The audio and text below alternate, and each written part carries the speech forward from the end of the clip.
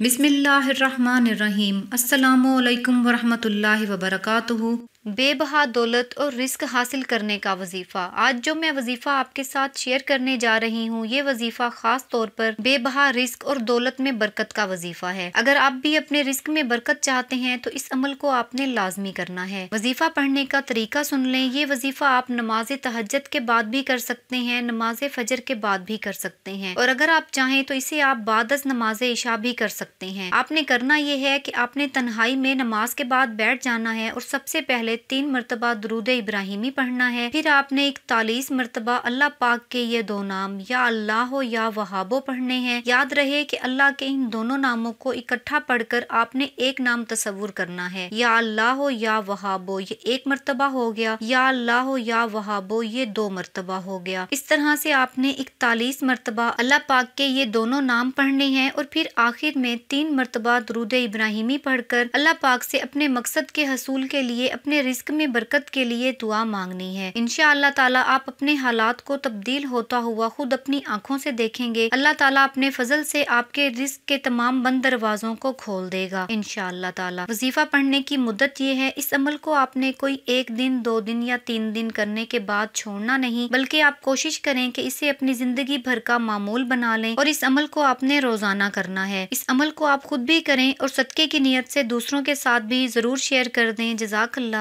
अल्लाह हाफिज।